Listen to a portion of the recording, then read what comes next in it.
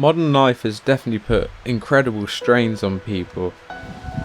This expectation for there always to be a reward, this expectation for there always to be something available, and that's not the reality in the natural world.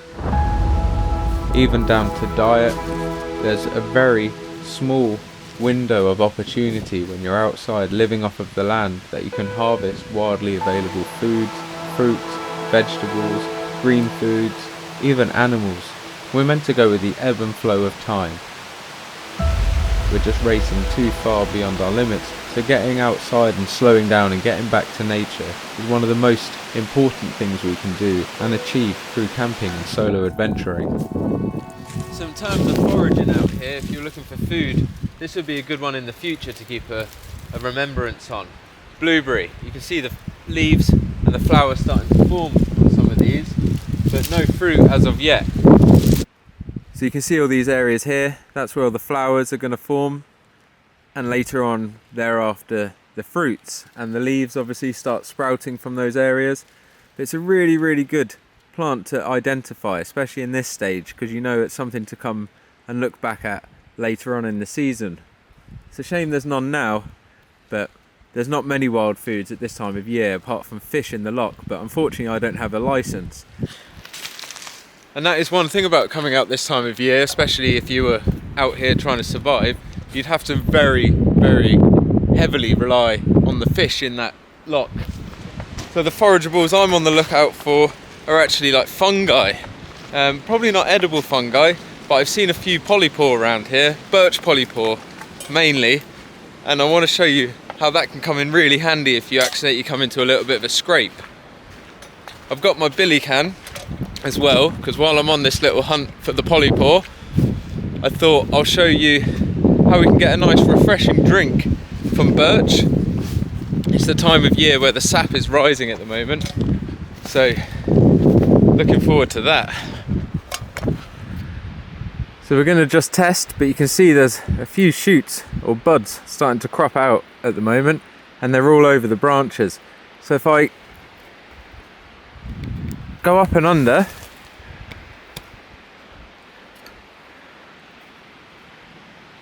there we are.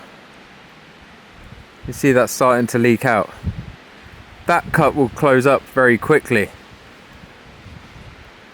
but it's a good sign, a good indication that there's sap in that tree. You can see it beading up over my nail there.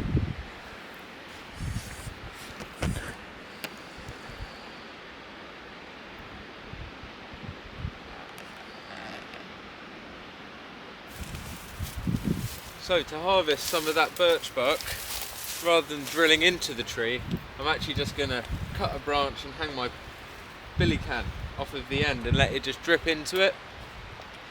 That way the tree can heal back how it needs to, and there's not a big open wound in the tree.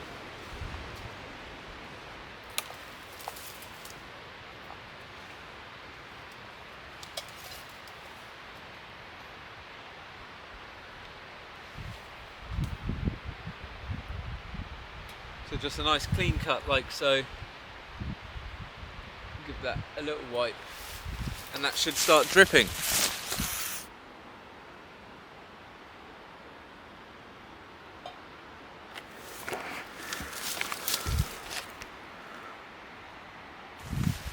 So that's filling up now, and even though it's very slow, it's only a drip, even slower than that. I'm going to be here for quite a long time, so if it starts to rain I'll come back and check that, and if not, just before I go to bed I'll double check it, and if it's only a quarter full, if it's only a quarter full, then I'll probably leave it till the morning. If it's getting full, then I'll have a good drink and leave it on again so I can have some in the morning. But if it's going to rain, like I said, I'll just take it away. And the train of thought about leaving it like this is that it's simulating a broken branch in nature. So we haven't drilled a big hole where we're introducing bacteria. It's just a small broken end of a branch, and that can get healed up nicely. That will cover over and scar up and not do any big damage to the tree, and also provide us with a nice tasty drink.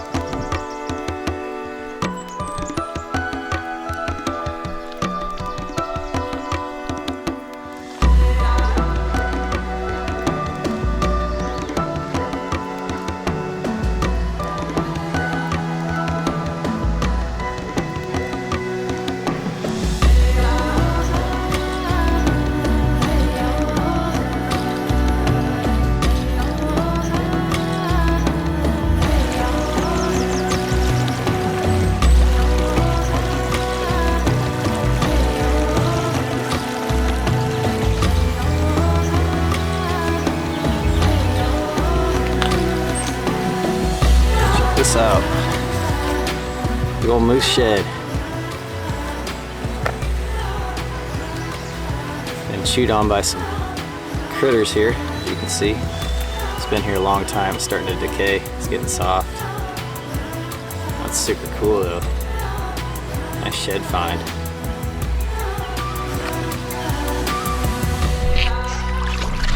Seriously, I was just thinking about if you did actually get lost out here, you know, what you would do.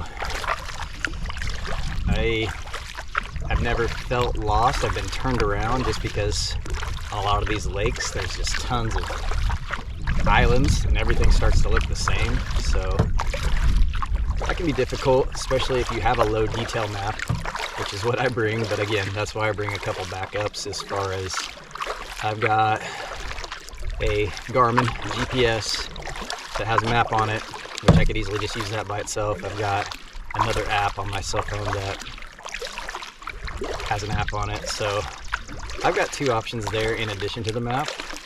I just like to keep those in a water safe place.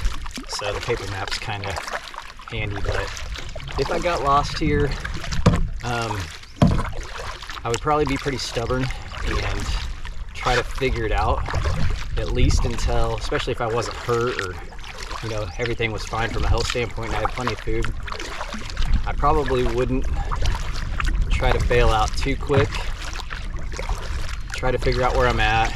I mean, where I'm at right now, there's no way you could walk out of here. I shouldn't say no way, but it would be nearly impossible. You'd be better off trying to swim out of here as opposed to walking through these bogs and these thick forests. So in that respect, say my canoe floated away or blew away in the wind, yeah, I don't know. I'd probably just try to swim out, because I don't think I could get through that forest. Bugs would drive you insane, especially this year. But if I couldn't figure it out and I was truly lost or injured, I do have a SOS button I can hit on my Garmin, and they'll come in and get me. So it's a good peace of mind.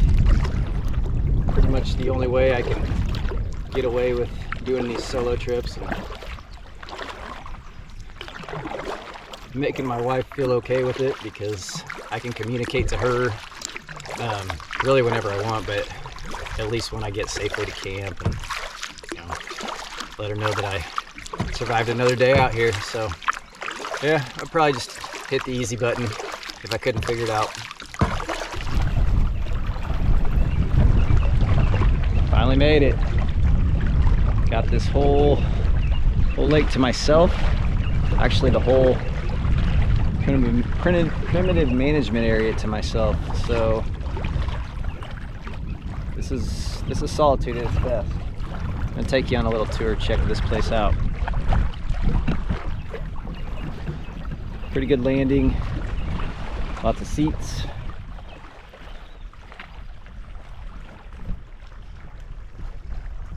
A pretty nice fire pit. There's no grates in the PMAs, so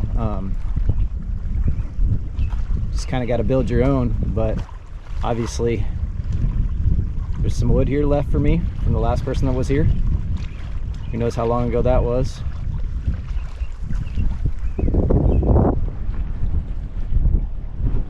Views galore. Got a nice breeze keeping the bugs off, which has been huge this week. And really that's about it. There's no bathrooms here or anything like that, and really there's only one spot to put your tent, and that is right here. So this is my spot for the night. I think it's gonna be good. Now I just gotta go catch some dinner.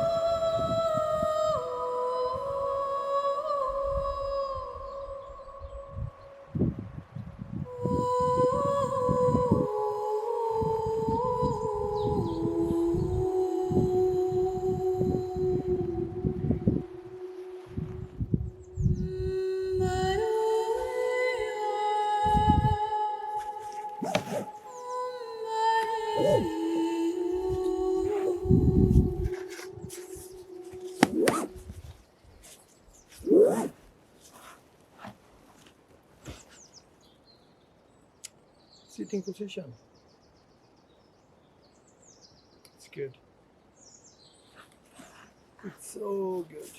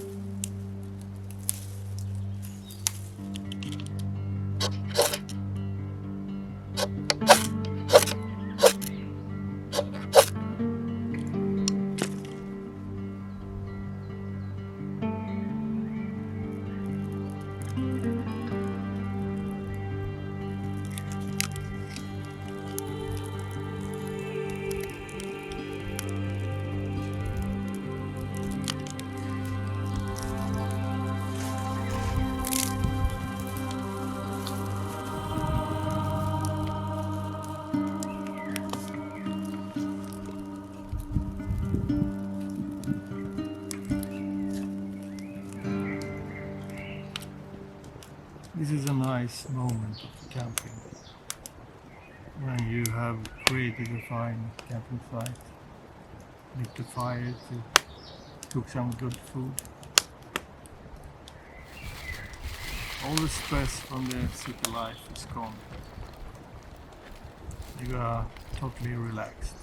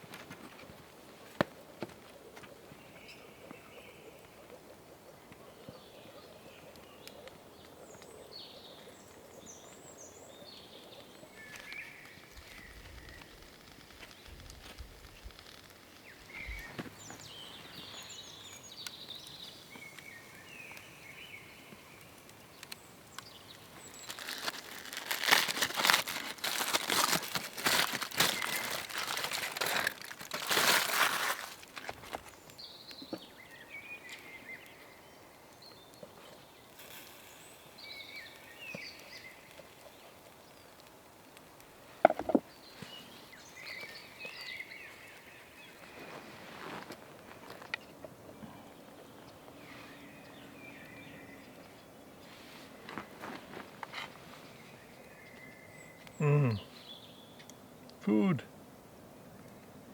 Food.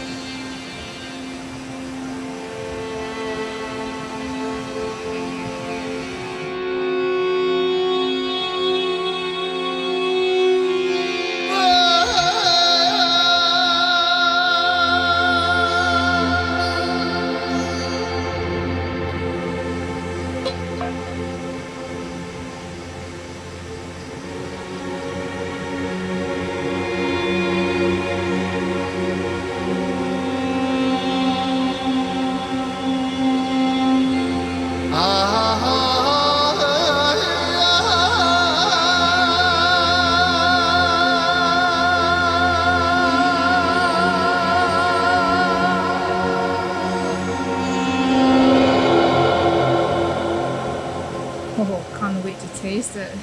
Looks really good and smells really good too.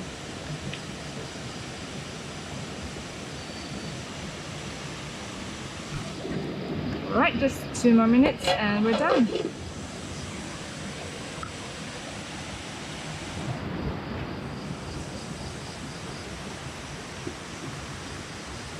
In my early 20s, I lived in India for 6 years and did quite a bit of backpacking across the country. And I guess that's when it all started for me. I went hiking and camping at some of the most remote and beautiful parts of the Himalayas. And that's where the inspiration came from. I just fell in love with camping. Coming back to Malaysia, the inspiration to continue exploring the beauty of nature continues.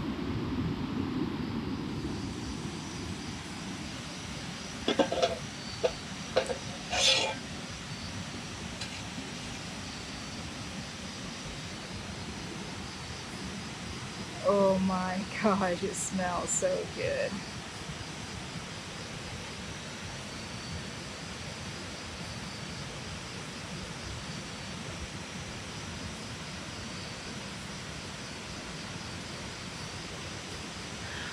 Look at that.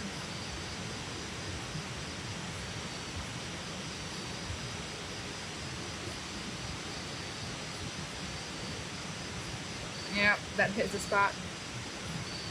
Wow. Every single time I make curry when camping, it makes the whole camping experience that much better.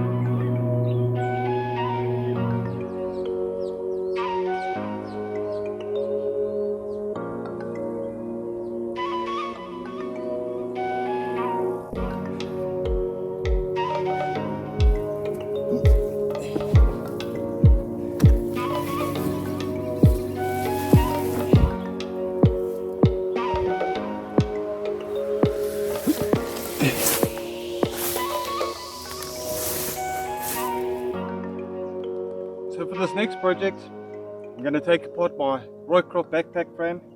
I want to show you guys how to put one of these together. It's fantastic in an emergency.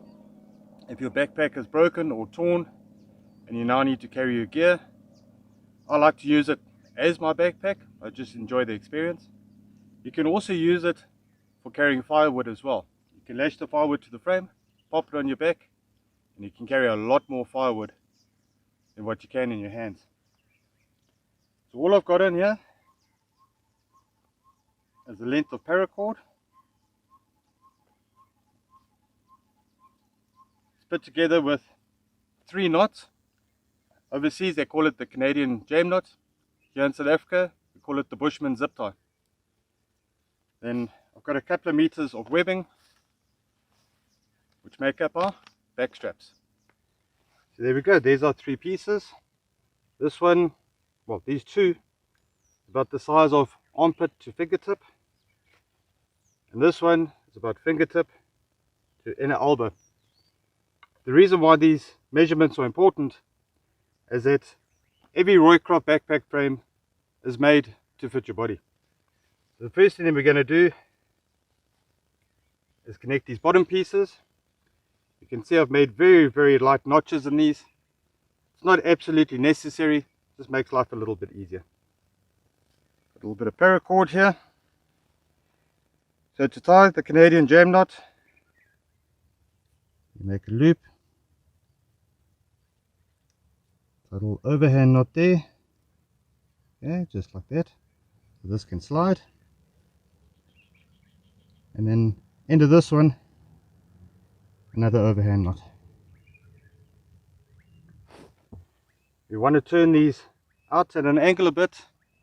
The reason for that will come clear in a moment. Slide it over there, slide it over this one, just like that, and tighten it up. Make sure everything's nicely lined up, and crank it down, and crank her down. Okay, now the reason why we had them pointed outwards, so when we bring them together and we tie it there, we've now got tension on these bars. So now that we've got the bottom two done, see the top two are under tension, we're going to bring those together. We're going to tie what we call a constrictor knot.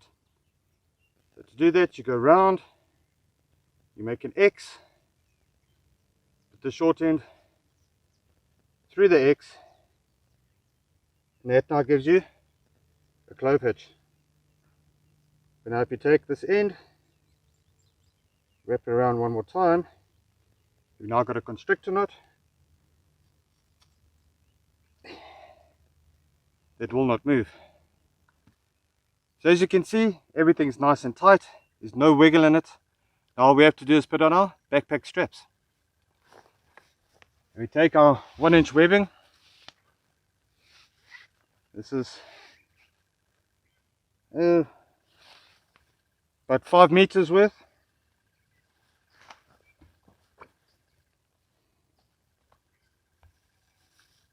We're going to hook it through from the back of the frame, there where this bar sits. That's the back of your frame. That's going to be sitting away from your back. Pull it up, make a little loop, pull the rest of it through it.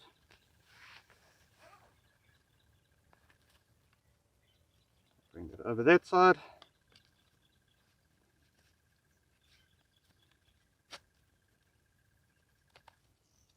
Now you've got yourself a set of straps. So the last component needed is some way to strap your gear to your back. I've got a piece of paracord here, about 2, 4, just short of 5 meters long. Got an overhand knot on this side, wrap it around one of the corners, pull the long side through,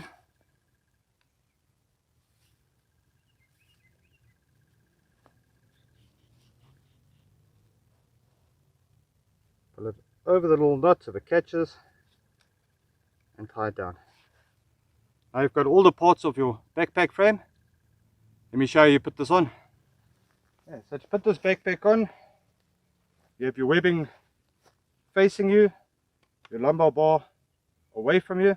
This is where all your gear would be sitting. Bring it up, swing it over onto your back. Find those 2 bars, wrap around it. Those 2 bars, wrap around it. Bring it up nice and high on your back. And you take your webbing, get your foot off of it, wrap it round. I've got a bit of a beer belly, that's why I need so much webbing.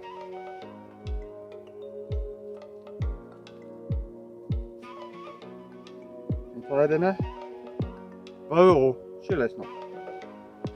You don't want to put something like a reef knot here, because at some point you're going to want to take this off.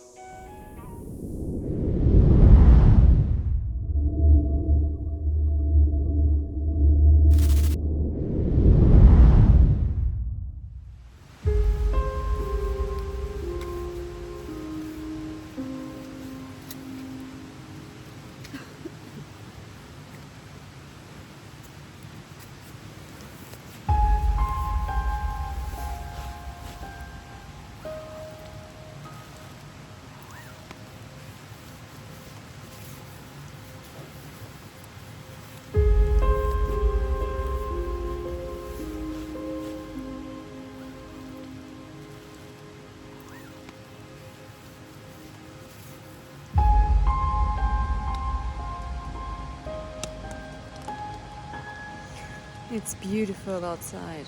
It's so beautiful, it's so peaceful here.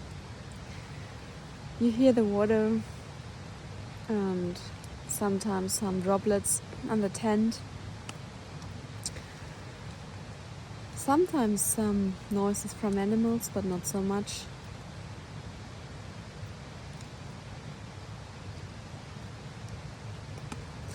It's not calm, but it's so peaceful. It's really, really peaceful.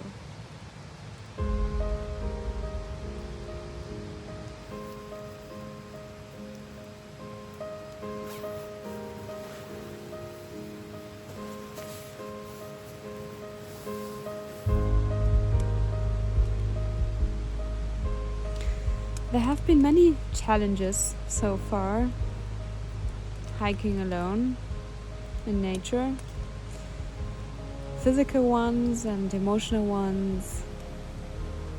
I mean physical ones like getting hurt, for example, or one time I got hurt. I sprang on my feet and something cracked, and so I was able to get up my tent and just sleep there and stay one full day in my tent. And after that, I really carefully continued walking with just a small pain. Yeah, many physical ones. I mean, even the weather ones when it's really cold. I don't really like to be cold. I like to be warm. So when it's really cold, then it gets the energy out of you. And when it's really hot, the same. Yeah.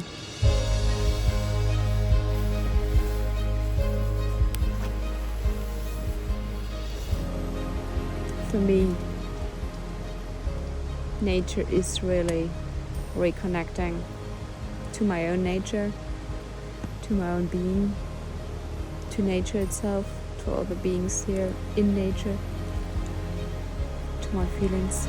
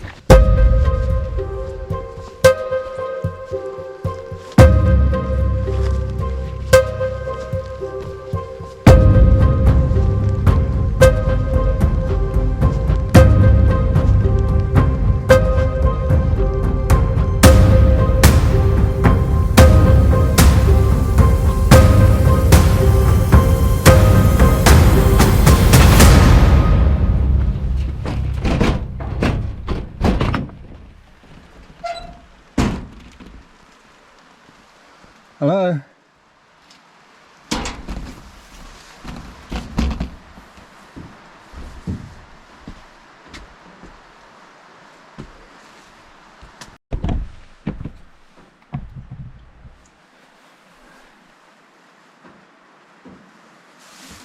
So this is Whiteley's hut I've come across now. Doesn't look like much from the outside, but you know, there's actually quite a lot in here survival wise. If you were stuck out here, this would be very comfortable for you.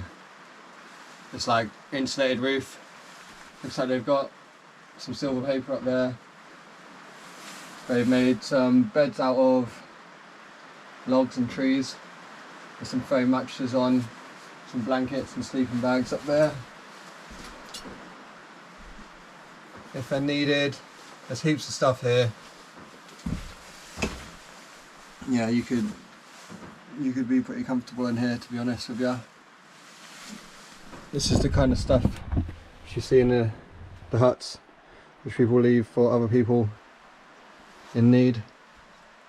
If you get stuck in the snow up here, the big log burner there, a bunch of tools if you go and collect your wood. We got plates, cups, cutlery, utensils. What's that? Milk powder, bicarb soda, gas, beans, candles, some books, a little bit of information on the place. How the hut came to be. Many years ago, Reginald Burns had the land lease up here and brought his sheep up to graze. A few years later, a friend of his, Norm Whiteley, asked if he too could graze his sheep up here. The two men would come up together, grazing hundreds of sheep in the valley. The Lady Lake hut had burnt down some time earlier. The tin had been blown all over the area. In 1967, they gathered the tin whilst tending and moving the stock by rolling it up and taking it back to the pack on horseback to where you stand today. They cut down some trees and started building the hut. Over time, they brought more stuff up to add to the hut by horse or by foot. They got sand from one of the lakes and brought up the cement to make the floor. They made the beds. They had a camp oven for the outside fire. Not allowed to do that anymore. They made it their home away from home. And then there's some history on the hut there.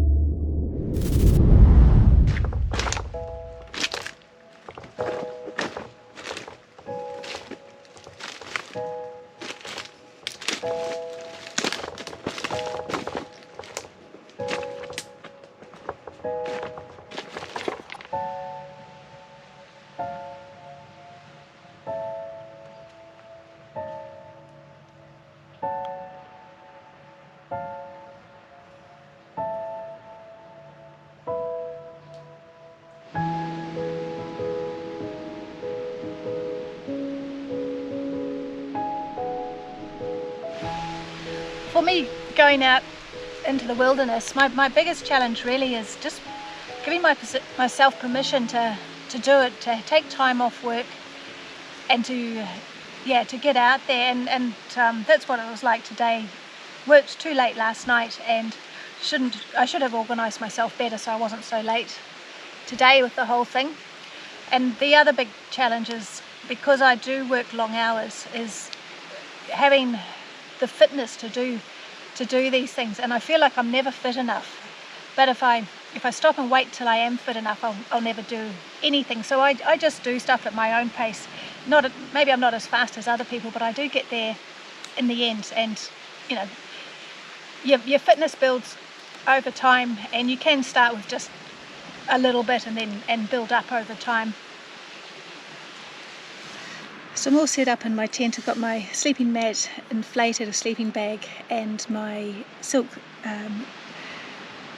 liner. It's quite early, but because it's getting dark early, I just thought I might as well hop in here where it's nice and cozy. And what I'll do this evening, I didn't bring any printed matter to read, but I do have things on my phone that I'm going to read, and also I'm going to be doing some journaling, and I have an app on my phone that I do that, and I want to spend some time actually looking at the topographic maps as well and just work out where I'll be going tomorrow.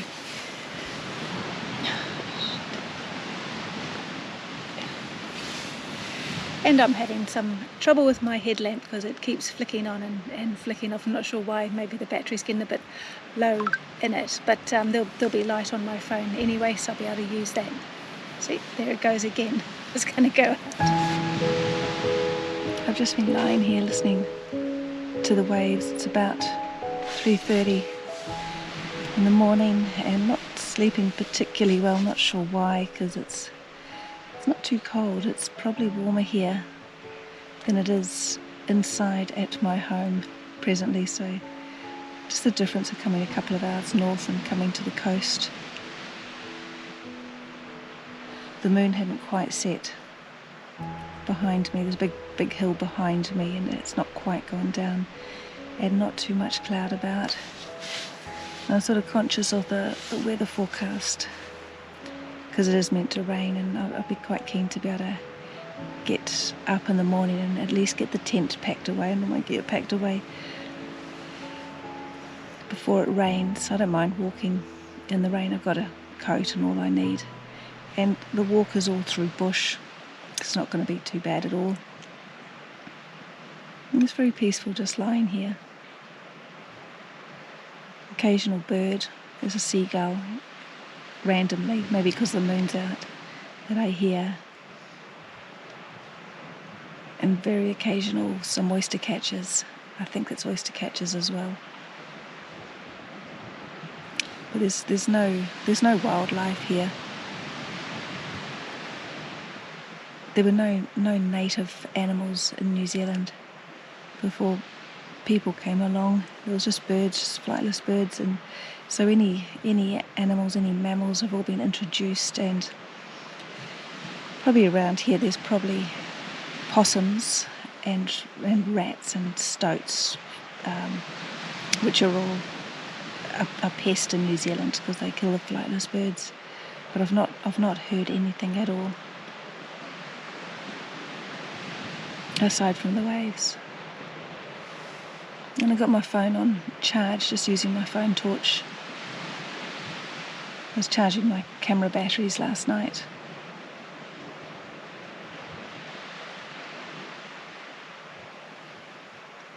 It's so peaceful.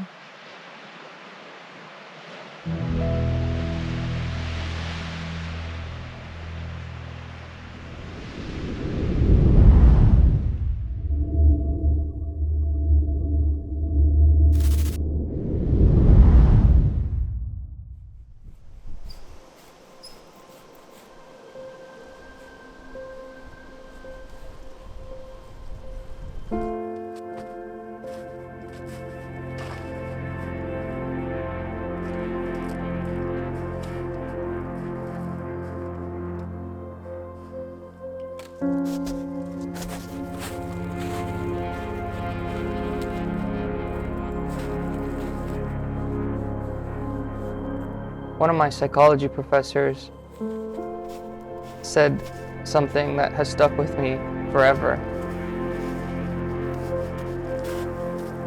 And she defined meditation as a journey to the source. I thought that was the most eloquent way of describing not only what meditation is, but the art of listening and the art of silence. The absence of excess sound, which is what we're exposed to on a daily basis. When there is only the sounds of nature, it's just you, creation, creator, and nature.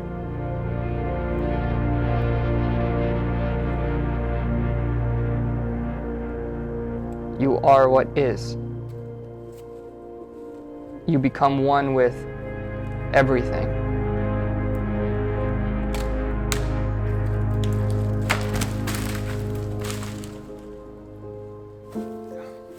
So I got all my firewood ready. I put them in bundles from smallest to biggest. I'm missing some birch bark, but I'll grab some in a sec. So it goes, these will go on first, then these here, then put these on, followed by these.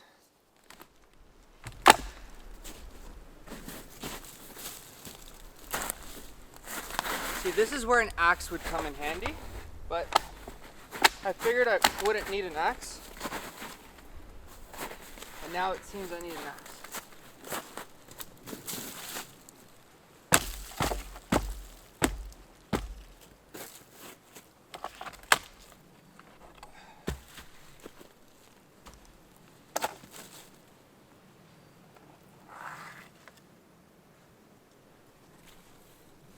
I'm gonna try my tree method, see if I can crack this. If not, I'll saw it. Whoa. Ouch!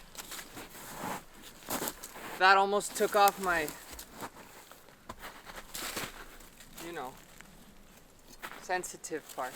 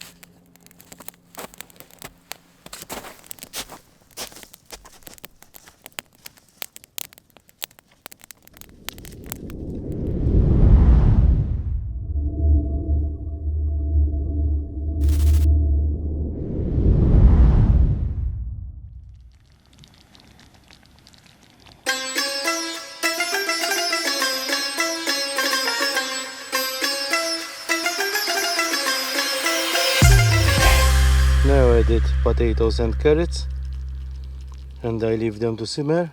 Potatoes and carrots were cooked from home, so they need only to heat up. And last thing, I had to add some peas, but to tell you the truth, I don't know exactly where they're going to stay because it's full. But now let's cover and leave it to simmer. Now it's time to put in the peas. Hope I have space to put them in, but you cannot eat these without peas, because me, I like them. I love the peas. Now I have put the peas in as well. I just leave them 5 minutes more and I'm ready to eat. And with something like this, one have to add some Maltese bread, because you have to put the bread inside the sauce to eat it. It's amazing.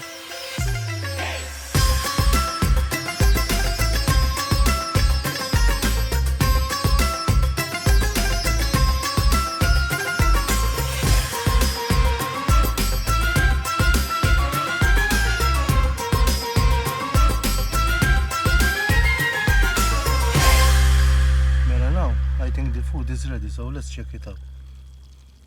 Wow, let me show you, and it's ready. Look how nice it is. I don't know, I can start plating. I can switch this off and put it to the side because it's very hot.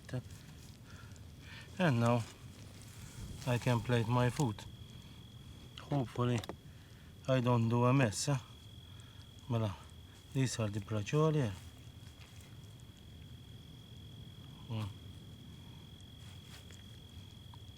So, Look how nice they are. And now I think best I do like this, huh? Look how nice, huh?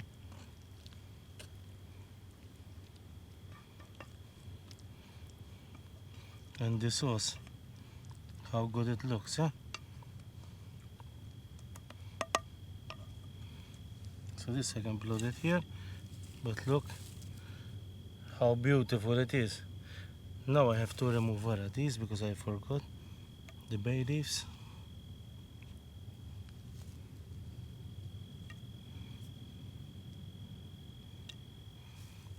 But I need to find them. There's plenty of sauce, huh? Which I can put some bread in. Like this. That's what I have to do while eating. Because these have some toothpicks, so they don't disintegrate while cooking. But I will find them. And see? Look how nice it is. Now I get some bread, something to drink, and I can start eating, yeah? But let me show you how beautiful they are.